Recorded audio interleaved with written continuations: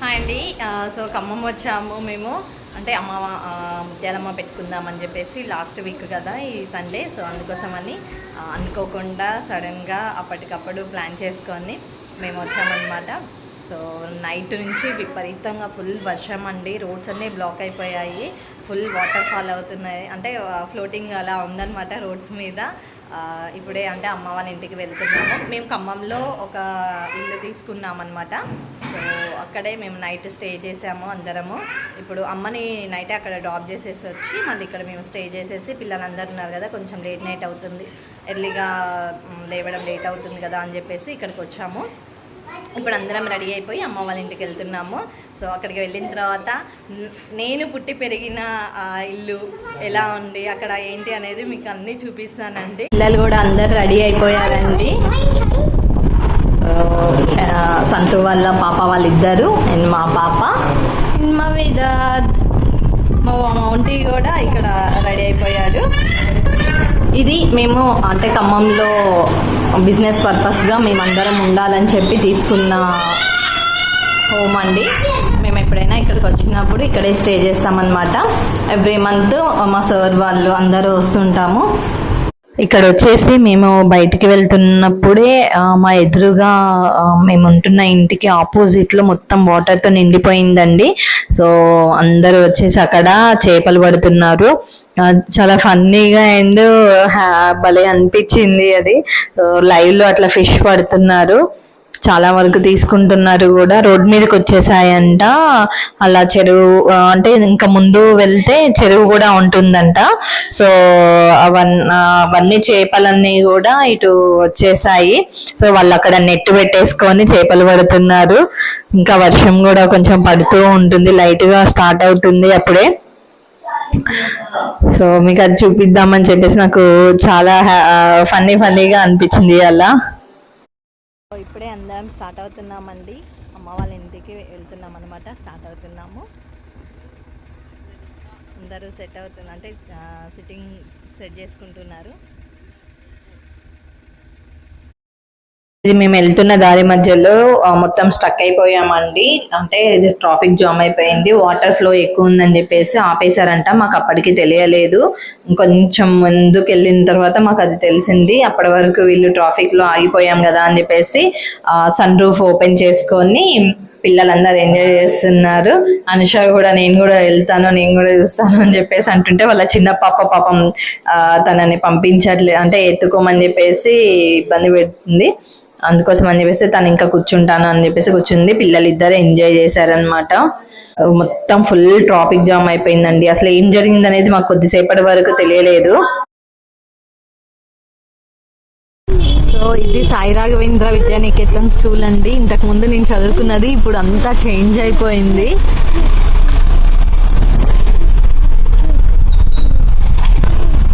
ఇదంతా English medium ఉంటుండే, మొత్తం కూల్ చేశారు.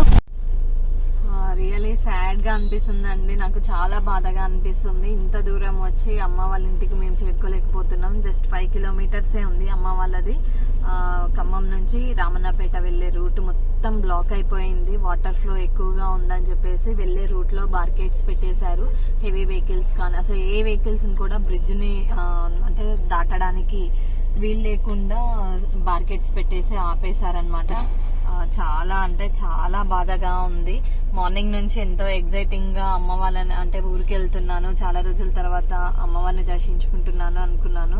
బట్ ఇలా జరగడం అయితే నాకు చాలా పెయిన్ఫుల్ గా అనిపిస్తుంది. పిల్లలు కూడా సఫర్ అవుతున్నారు, అందరూ ఆకలి అవుతుంది. మేము ఇక్కడ రూమ్ లో ఏం ప్రిపరేషన్స్ చేసుకోలేదు. అమ్మనేమో అక్కడ ప్రిపరేషన్స్ అన్ని చేసి వెయిట్ చేస్తుంది. పాపం తను ఇటు రాలేకపోతుంది, మేము అటు వెళ్ళలేకపోతున్నాము. అంటే ఈ మూమెంట్ లో కూడా మీరు వీడియో తీసి ఎందుకు పెడుతున్నారు అని అనుకోవచ్చు. బట్ కాకపోతే ఎందుకో షేర్ చేసుకోవాలనిపించింది. మార్నింగ్ నుంచి మీకు చెప్తున్నాను కదా అమ్మ వాళ్ళ ఇంటికి వెళ్తున్నానని, ఎగ్జైటింగ్ గా ఉన్నానని చెప్పాను కదా. దగ్గరలో ఉండి నేను రీచ్ అవ్వలేకపోతున్నాను. చాలా బాధగా అనిపిస్తుంది నాకు. మెయిన్ గా అమ్మవారిని కూడా దర్శించుకొని అమ్మవారిని ప్రార్థించుకొని వద్దామని అనుకున్నాను, అది చేయలేకపోతున్నాను. సో ఏం చేయాలో ఎలా చెప్పాలో కూడా నాకు అర్థం కావట్లేదండి. ఇదంతా చూడండి మొత్తం మునిగిపోయింది. ఇది కాల్వోడ్ సైడ్ ఎంబీ గార్డెన్స్ అవన్నీ మునిగిపోయాయి. ఆ బ్రిడ్జ్ బైపాస్ వెళ్ళే రూట్ అంతా కూడా మునిగిపోయింది. అంటే మేము ఇక్కడ వెయిట్ చేసి ఉంటే సంతు ఏం జరిగింది అనేది అసలు వెళ్ళి చూద్దామని చెప్పేసి వెళ్ళాడంట. అక్కడ అంతా కూడాను ఫుల్ మునిగిపోయింది. వాటర్ ఫ్లోటింగ్ ఇలా ఉంది. మున్నేరు అంటే ఎల్లేరు అంటారంట. సో చూడండి బ్రిడ్జ్ వరకు తాకుతూ వెళ్తున్నాయి వాటరు. నిజంగా అంటే అందులో ఇరుక్కపోయిన వాళ్ళు, అందులో సఫర్ అవుతున్న వాళ్ళు ఎంతమంది ఉన్నారు అండి. తలుచుకుంటేనే బాధాకరంగా ఉంది చాలా. అసలు ఎలా ఫేస్ చేస్తున్నారో ఈ సిచ్యువేషన్ని అర్థం కావట్లేదు. సో వీళ్ళందరూ చూడడానికి అని చెప్పేసి అక్కడ బ్రిడ్జ్ దగ్గరకు వచ్చారంట. ఇలా ఉండడం కూడా కరెక్ట్ కాదండి యాక్చువల్లీ. సో అది మళ్ళీ వెయిట్ ఎక్కువ అయితే బ్రిడ్జ్ కూలే అవకాశం కూడా ఉంటుంది. బట్ అందరూ వెళ్ళి అక్కడ చూస్తున్నారు. అసలు ఎంత ఘోరంగా ఉందో చూడండి. ఫ్లోటింగ్ చూడండి ఎలా వస్తున్నాయి వాటరు.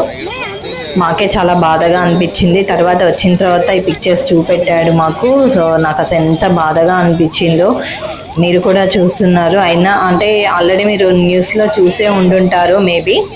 సో నాకు అసలు చాలా బాధగా అనిపించింది అది చూస్తుంటే. అందులో సఫర్ అవుతున్న వాళ్ళు ఎంతమందో ఉన్నారు కదండి. వాళ్ళందరూ సేఫ్గా బయటికి రావాలని, సురక్షిత ప్రాంతాలకు తరలించాలని చాలా ప్రేయర్ చేస్తున్నాను నేనైతే. మీరు కూడా నాకు తెలిసి న్యూస్లో చూస్తుండొచ్చు ఖమ్మం పరిస్థితి ఇప్పుడు ఎలా ఉంది ఏంటి అనేది. అసలు ఘోరంగా ఉందండి. ఫుల్ వాటర్ ఫ్లో వస్తుంది. ఎక్కడికక్కడికి స్ట్రక్ అయిపోయాము. అందరు కూడా ట్రాఫిక్లో ఇరుక్కపోయారనమాట. వాటర్ కూడా బాగా రోడ్డు మీదకి వచ్చేస్తున్నాయి. ఏ వే నుంచి వెళ్దామన్నా కూడా ఎక్కడా కూడా రూట్ కనిపించడం లేదు. మొత్తం నిండిపోయాయి. పాపం బాగా స్ట్రగుల్ అవుతున్నారు. అంటే మేము మేము ఇలాంటి ప్రాబ్లమ్స్ ఫేస్ చేస్తున్నాము. ఇంకా వాటర్లో మునిగిపోయిన వాళ్ళు ఎంత ఫేస్ చేసి ఉంటారు. రియల్గా వాళ్ళని చూస్తుంటే చాలా బాధ అనిపించింది. మేము వెళ్ళే రూట్లలో చాలా వేస్లో ఉన్న వాళ్ళందరూ రోడ్ సైడ్స్ వాళ్ళు, కొన్ని ఇల్లులు అయితే చాలా మునిగిపోయాయి. అంటే వాళ్ళు టెర్రస్ మీదకి వచ్చి అలా చూస్తున్నారనమాట. న్యూసెస్లో మీరు చూసే ఉండొచ్చు ఎలా ఉంది సిచ్యువేషన్ కూడా, ఖమ్మం పరిస్థితి ఎలా ఉంది అనేది. సో అదండి. ఇది వచ్చేసి మేము ఇంకా రిటర్న్ అయిపోదాము. అమ్మ వాళ్ళ ఇంటికి వెళ్ళడానికి ఎక్కడా లేదని చెప్పేసి మేము వేరే రూట్లో నుంచి వస్తుంటే అక్కడ బొడ్రాయి అంటండి. ఇక్కడ అమ్మవారిని దర్శనం చేసుకున్న తర్వాత ఆపోజిట్లో ముత్యాలమ్మ టెంపుల్ ఉంది, అక్కడికి వెళ్తారు. సో లక్కీగా మాకు అక్కడ అందరూ దర్శనం చేసుకునేది కనిపించింది. ఇంకా మేము కూడా ఆగి అమ్మ వాళ్ళ ఇంటికి ఎలాగో వెళ్ళలేదు కదా అని చెప్పేసి ఇక్కడైనా దర్శనం చేసుకుందాము, ఎక్కడైనా అమ్మవారే కదా అన్నట్టుగా, బ్లెస్సింగ్స్ దక్కుతాయి అన్నట్టుగా. సో ఫస్ట్ ఇక్కడ వచ్చి దండం పెట్టుకొని అండ్ దాని తర్వాత ఆపోజిట్లోనే ముత్యాలమ్మ టెంపుల్ ఉందండి, ఆపోజిట్ గల్లీలోనే. అక్కడికి వెళ్ళేసి ఇంకా మేమందరం దర్శనం చేసేసుకున్నాము. సో చూడండి ఎంత హ్యాపీగా అనిపించిందో. అమ్మవారి అంటే సంకల్పం ఉంటే ఎలా అయినా జరుగుతుంది అనే దానికి మళ్ళీ నాకు ఇదొకటి నిదర్శనం అండి. సో నేను ఎంతగా మిస్ అవుతున్నానో అదంతా కూడా నేను ఇక్కడ అమ్మవారి బ్లెస్సింగ్స్ నాకు దక్కాయి అనుకున్నాను. ఫీలింగ్ బ్లెస్డ్ అనిపించింది నాకు రియల్లీ. అంటే నా మ్యారేజ్ కాకముందు నేను విన్నాను కానీ ఎప్పుడు కూడా నేను దర్శనం చేసుకోలేదండి. అంటే నేను వెళ్ళలేకపోయాను. ఆఫ్టర్ మ్యారేజ్ ఇన్ని ఇయర్స్ తర్వాత ఈ అమ్మవారి గుడికి అనుకోకుండా వెళ్ళానమాట. చాలా హ్యాపీగా అనిపించింది. చాలా పెద్దగా అంటే మంచిగా కన్స్ట్రక్షన్ చేసి ఉందండి టెంపుల్ కన్స్ట్రక్షన్ చేశారు. అండ్ మెయింటెనెన్స్ కూడా ఉంది. రావి చెట్టు, వేప చెట్టు అన్నీ ఉన్నాయన్నమాట. చాలా మంచిగా అనిపించింది నాకైతే. అలా దర్శనం చేసుకున్న తర్వాత మనసు ప్రశాంతంగా అనిపించింది. సో అమ్మ వాళ్ళ ఇంటికి వెళ్ళలేదని చిన్న బాధనే తప్ప, అంతేకాని ఇక్కడ దర్శనం చేసుకున్న తర్వాత ఆ ఫీలింగ్ కూడా పోయిందండి. చాలా హ్యాపీగా అనిపించింది.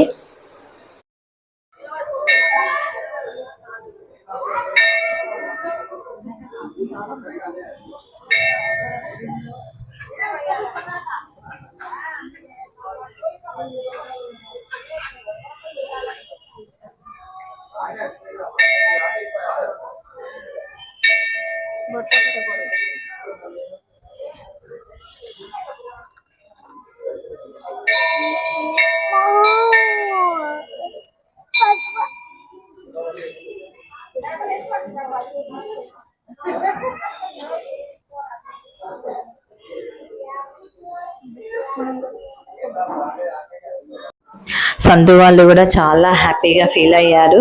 చాలా మంచిగా అనిపించింది, ప్లెజెంట్గా అనిపించింది. ఇంకా అంత టెన్షన్ పడ్డాము, డే అంతా కూడా స్ట్రక్ అయిపోయాము ట్రాఫిక్లో. బట్ ఇక్కడికి వచ్చిన తర్వాత అంతా రిలాక్స్ అయిపోయారండి. చాలా బాగా అనిపించింది అని చెప్పేసి వాళ్ళ ఫీలింగ్ అనమాట. చాలా హ్యాపీగా ఫీల్ అయ్యారు వాళ్ళు కూడా. మంచిగా అనిపించింది మా అందరికీ కూడాను.